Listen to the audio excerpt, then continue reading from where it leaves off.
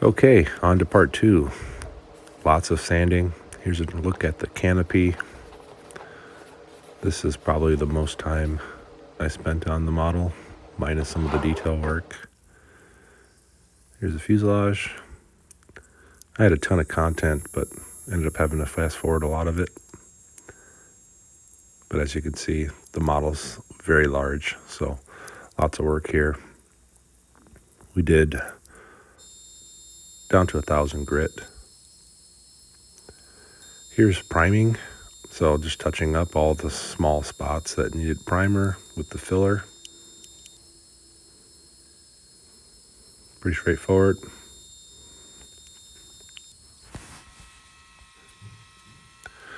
As you can see, my makeshift paint booth definitely helps getting a lot of the dust out and fumes. And again, this is a 2-part primer, automotive primer that we used. You see just how large those wings are when you stand them up vertically. I'm 6'1". All right, first coat of primer on all the touch-ups.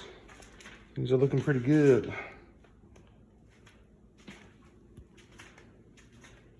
Little few spots here and there, but for the most part, probably something that touch up and in good shape.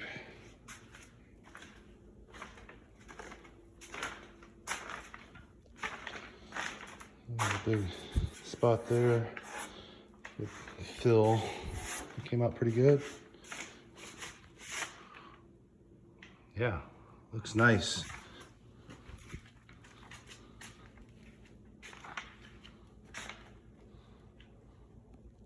Right side up.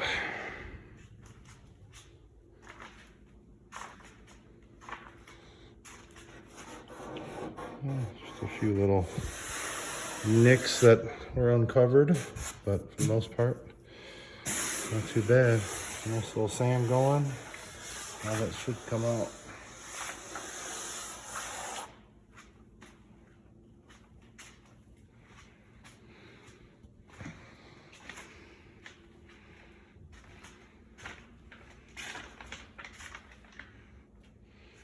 Here's the other wing.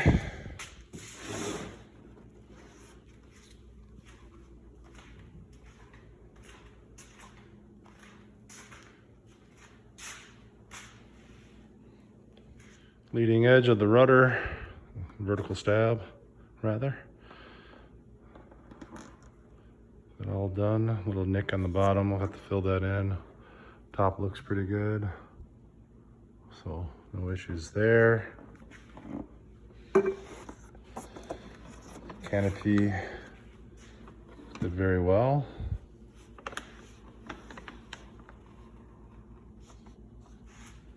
Yeah, excited to get this thing going. It's a paint stage. Get the base layer down. Should be in good shape.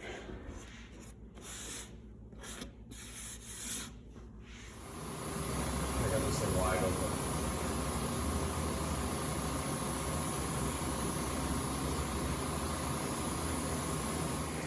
So as you can hear, here's my friend Kirk Hall helping me out with the paint. I want to say thank you to him. But yeah, we had the airbrush wide open. This is fast forwarded, or sped up rather, and you can see just how little coverage it is on this large airplane. So we did use some spray paint on a few parts, just to test as well. So that's what he's doing right now. This was a Tamiya paint that we felt would be a close match. So here's the canopy. And again, with this one, we are going to do some testing on the rudder and vertical stab with the clear coat and make sure everything was good. This is me adjusting the touch-up gun. This is a spray gun. I think it's a simple one you can get at Harbor Freight for pretty cheap. But this is one that I used primarily in the job. Outside of the base for the yellow, I used the touch-up gun. throughout most of the spraying. So this was the first spray for the canopy of the top coat. We wanted to test the color, and so this was a gray blue mix, and we ultimately sprayed over this one, but this was the first test. This one was a little bit darker than we wanted, and so we resprayed it. Again, that one's acrylic paint, so it wasn't too much. We did have fans on, but we were talking a lot, so you can see there Kirk matching it up with the Tamiya paint. Yeah. How soon before that dries, do you think? Yeah, one can, so that tells you how much area you got. Not very much. I thought it would easily do this.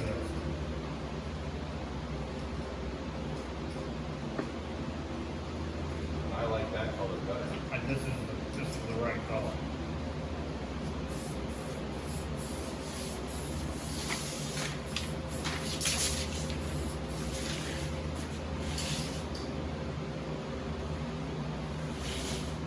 Well, This is the first thing. I mean, what about, did you have another light blue? I do. Try that one, but it's like blue. Yeah, like that Russian blue. Yeah, a little bit lighter. Yeah, this is a goner. Alright. Well, let's reassess. We should like swatches. I thought for sure it would be exact match. But until it's dry, if you don't really, I mean, I'm still skeptical. But you can see it, a difference.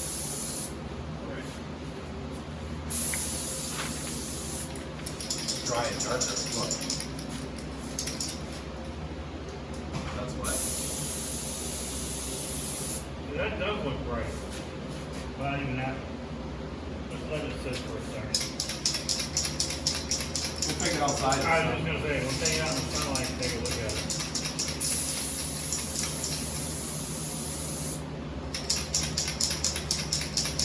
Going on nice. I think it looks great.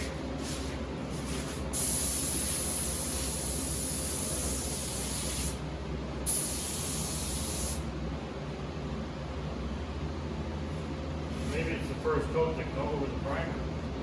Oh. But then this one is the same way. Yeah, but that might cover differently though. Yeah, But now it's looking lighter. it is looking like it. Yep. Keep going. Don't spray that area of the window. Oh, you can see there's a difference. Yeah, that's looking good.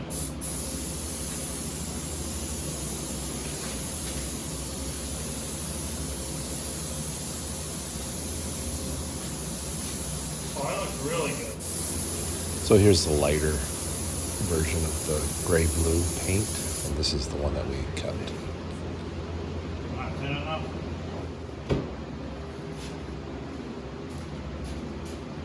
Oh yeah, that's gonna look good.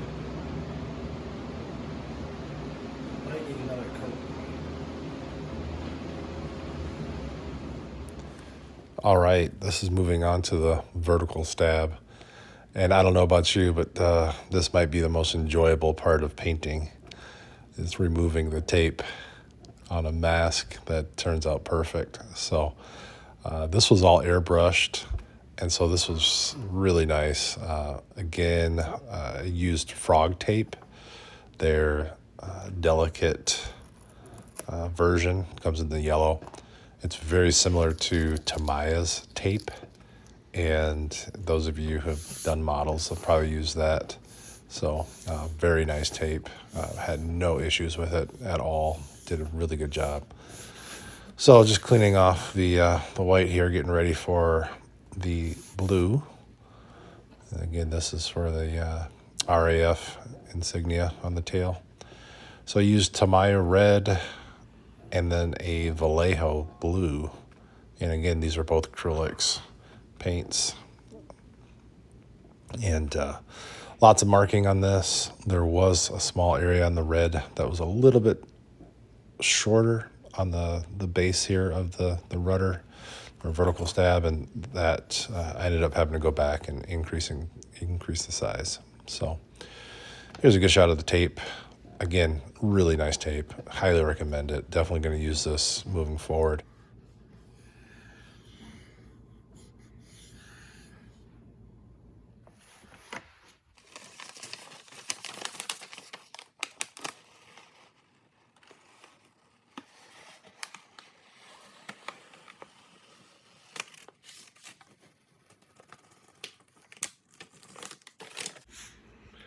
All right, got a first big milestone, got the rudder done.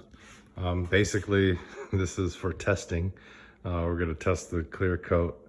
Kind of a big experiment, but we're doing it. So this is acrylic paint, acrylic craft paint, and we're gonna see how it holds up to a 2K clear. So wish us luck. But anyways, turned out pretty good. Had a little bit too much on this line here, so may come back and hit that with this blue-gray color mix that we did. But spot on in terms of the color. I feel pretty good about it. You can see it here against the primer gray. So yeah, I think if it holds up to the primer, or sorry, it holds up to the clear coat, we'll be in good shape. On to painting the rest of the plane. So dark green is good, like it. Again, color scheme, the light gray blue is going to be up top. It'll be modeled, airbrushed. There's a line here, the wing root. That's going to be the wing colors, which will be green and brown. And then the entire bottom is going to be yellow. So either way, pretty good milestone there with the rudder getting done. We'll be on to painting the rest soon after we do some testing. Take care. So this is the start of the white base coat, getting ready for the yellow. So this is on the entire bottom of the wings and the lower part of the fuselage. This is about the only time I use the larger paint gun, just because there's a high volume of paint. And with these acrylic paints, depending on the quality that you get, there's less pigments in them, so you end up going through a fair amount of paint. Some of the higher quality acrylics will have more dense pigment in them, and then also the types of pigment. So quite a bit of research on the acrylic painting, and so if anyone has experience out there, please leave some comments. Love to learn more about people's use of acrylic, especially on larger planes like this, or just the combination of acrylics and certain clear coats.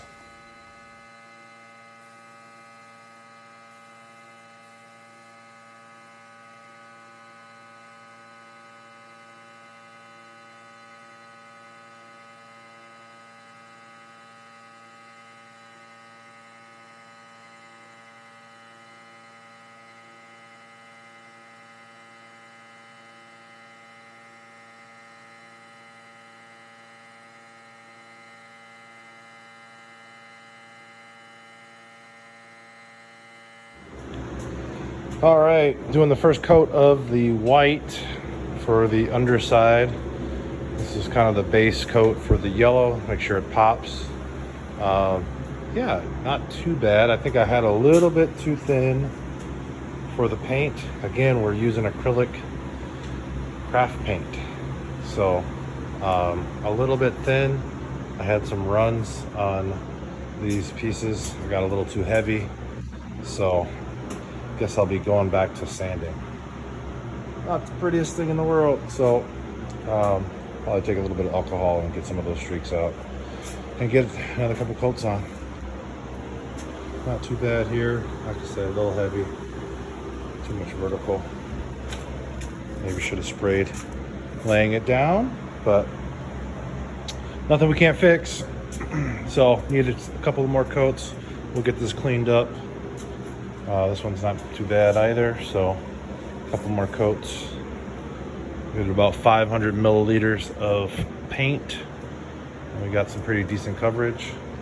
So yeah, not too bad. We'll see you shortly. Okay, so back to the fuselage, doing the gray blue on the top of the fuselage. So this was pretty straightforward, pretty good coverage on this. This was one of the paints that the pigment was a little bit lighter and less dense, so quite a bit of work. Now moving on to the green, and again using the touch-up gun. This I found was pretty good amount of paint. It would go a decent distance without having to refill, and then just easier to handle. So again, I would go with a pretty light tack coat to get started with the acrylics, and then come back on a second and third coat, and then however many you need. Again, these acrylics with just the different grades, some would have good coverage and others would be less coverage. So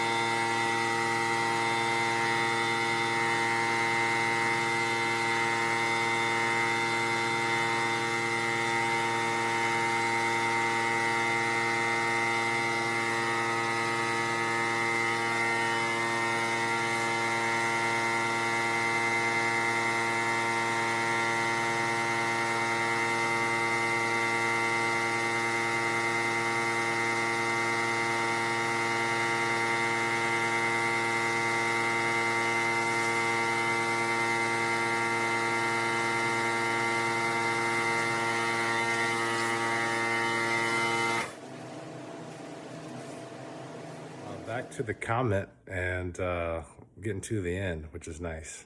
There's probably the brown and then some modeling on top of the blue-gray, and we're gonna get close to being done. So did a lot of masking, and yeah, it's been pretty fun.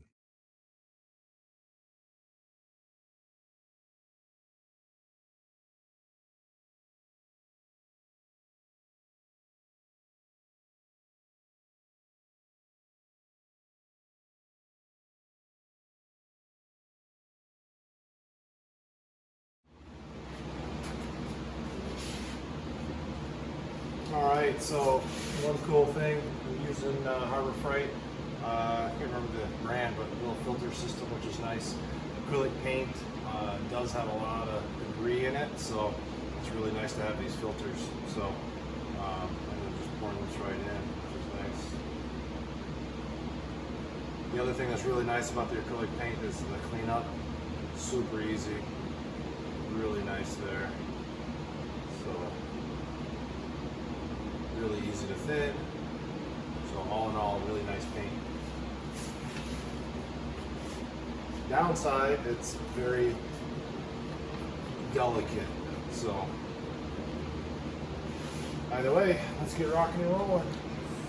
And just to clarify, by delicate, I mean you really need to make sure you let the paint cure, and then also know that you know it does tend to be a more flexible paint. So so we want to make sure that it does fully cure, and the longer you can leave it, 24 hours or more, is better for the acrylic paints. There, I was just testing the brown here, getting that on the top of the wings. So again, really large wing.